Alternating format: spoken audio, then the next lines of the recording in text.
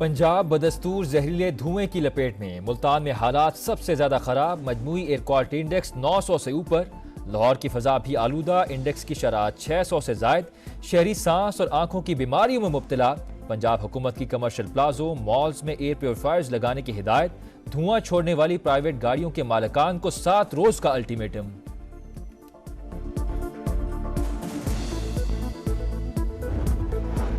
دھند اور اسموک کے باعث موٹر وے مختلف مقامات سے بند، حد نگاہ صفر۔ لودھراں کی تحصیل دنیا پور میں مسافر بس الٹ گئی، حادثے میں ڈرائیور جام بحق، 3 خواتین 2 بچوں سمیت 11 مسافر شدید زخمی، بس لاہور سے کراچی جا رہی تھی۔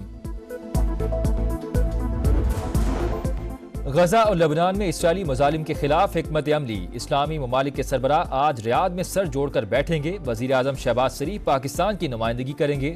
شہباز شریف عرب اسلامک سمٹ میں شرکت کے لیے سعودی عرب پہنچ گئے، ایکس پر پیغام میں کہا فلسطینی عوام کے حقوق کے لیے یک زبان ہو کر آواز اٹھائیں گے، وزیر اعظم کی دوست ممالک کے رہنماؤں سے ملاقاتیں بھی شیڈیول۔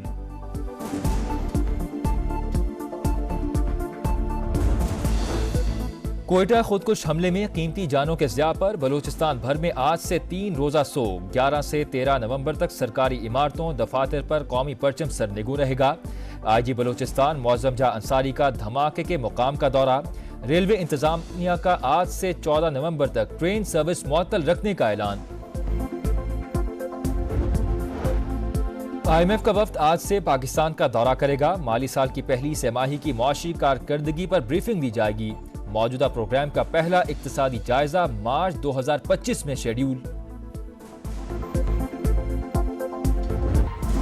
ہٹ دھرمی نامنظور، چیمپئنز ٹرافی ہوگی، بھارت نہیں ہوگا، انڈیا کے باضابطہ انکار پر پاکستان جوابی وار کے لیے تیار، پی سی بی نے بھی -1 فارمولہ تیار کر لیا، روایتی حریف کو سبق سکھانے کے لیے سخت فیصلوں کا امکان، دیگر ٹیمز کے ساتھ چیمپئنز ٹرافی کروانے کا پلان، ہائبرڈ ماڈل ہرگز قبول نہیں، آخری حد تک جائیں گے، بھارتی ٹیم نہ آئی تو ان کے ساتھ کسی بھی ایونٹ میں کوئی میچ نہیں کھیلیں گے، پاکستان کا 2 ٹوک موقف۔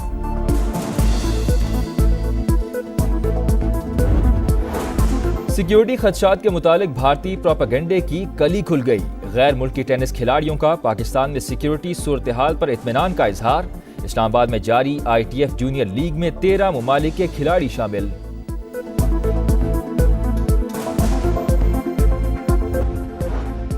22 سال بعد کینگروز کے دیس میں شاہینوں کا راز، تاریخ رقم کر دی، پاکستان نے 2002 کے بعد آسٹریلیا میں پہلی بار ون ڈے سیریز جیت لی، تیسرے اور فیصلہ کن ون ڈے میں آسٹریلیا کو 8 وکٹوں سے ہرا دیا، 141 رنز کا ہدف 27 اووروں میں حاصل، کپتان رضوان نے جیت کا کریڈٹ بالرز کو دے دیا۔ اور کراچی لیاری ایکسپریس وے پر تیز رفتار گاڑی پل سے نیچے گر گئی، حادثے میں 1 شخص جاں بحق، 2 زخمی ہو گئے۔ القادر ٹرسٹ کا وجود ہی نہ تھا جب اس کے لیے غیر قانونی طور پر اراضی لی گئی، کیا ملک ریاض سے 458 کنال زمین مالی فائدے کے طور پر حاصل کی گئی؟ کیا برطانیہ سے منجمد فنڈز کی ریاست پاکستان کو منتقلی سے متعلق غلط بیانی کی گئی؟ 190 ملین پاؤنڈ ریفرنس میں بانی PTI کے 342 کے بیان کا سوال نامہ منظر عام پر آ گیا۔ مشرق وسطی میں اسرائیل کی مہم جوئی انتہائی تشویشناک، جارحیت لبنان، عراق، شام، ایران تک پھیل چکی، عالمی برادری غزہ میں جاری نسل کشی بند کروائے، اسحاق ڈار کا ریاض میں OIC اجلاس سے خطاب، کہا پوری امت OIC کے اقدامات کی منتظر ہے، اسرائیلی اقدامات کی مذمت کرنا کافی نہیں، نائب وزیر اعظم کے ترک وزیر خارجہ سے ملاقات، 2 طرفہ تعلقات اور غزہ میں جاری نسل کشی پر بات چیت، اسرائیلی جارحیت کے خاتمے کے لیے مل کر کام کرنے پر اتفاق۔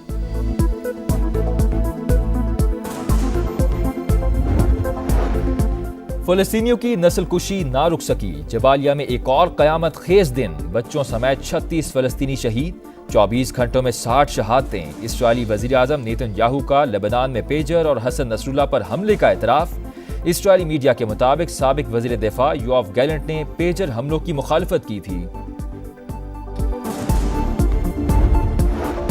لبنان میں اسرائیل کی درندگی عروج پر، بنت جبیل پر بمباری، 7 بچوں سمیت 25 شہری شہید، بیروت، سیدون اور سور پر بھی حملے، 24 گھنٹوں میں 49 افراد لقمہ اجل، تعداد 3163 تک جا پہنچی۔ اسرائیلی آرمی چیف نے لبنان پر زمینی حملے میں توسیع کی منظوری دے دی، حزب اللہ نے صہیونی اہداف پر راکٹ داغ دیے، شام پر اسرائیلی حملہ، شہادتوں کی تعداد 9 ہو گئی۔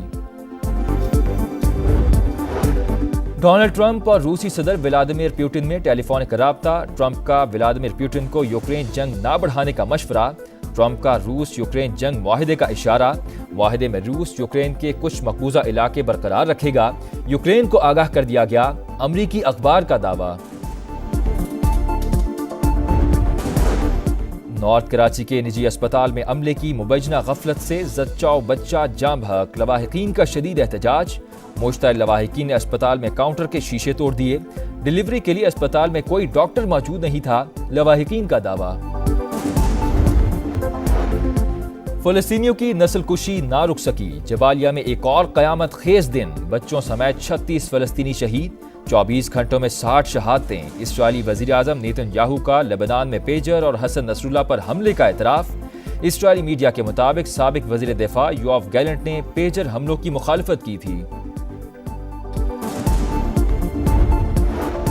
لبنان میں اسرائیل کی درندگی عروج پر، بنت جبیل پر بمباری، 7 بچوں سمیت 25 شہری شہید،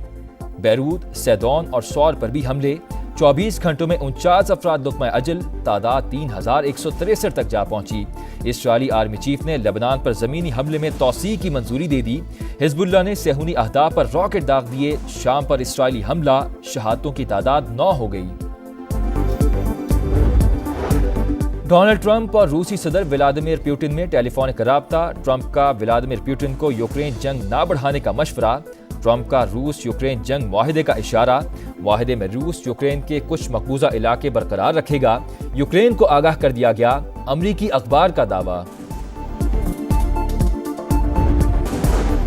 نارتھ کراچی کے نجی اسپتال میں عملے کی مبینہ غفلت سے زچہ و بچہ جاں بحق، لواحقین کا شدید احتجاج، مشتعل لواحقین نے اسپتال میں کاؤنٹر کے شیشے توڑ دیے، ڈلیوری کے لیے اسپتال میں کوئی ڈاکٹر موجود نہیں تھا، لواحقین کا دعویٰ۔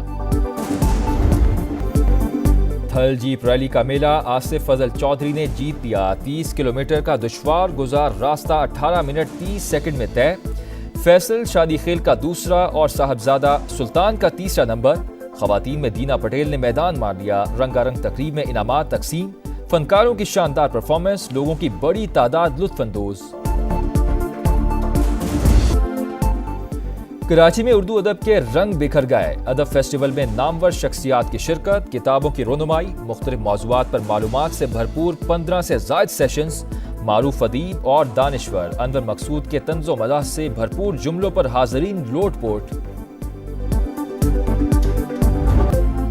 اور دنیائے موسیقی کا بڑا نام، 80 کی دہائی میں فلمی دنیا میں راج کرنے والے پلے بیک سنگر اے نیئر کو دنیا سے رخصت ہوئے 8 برس بیت گئے۔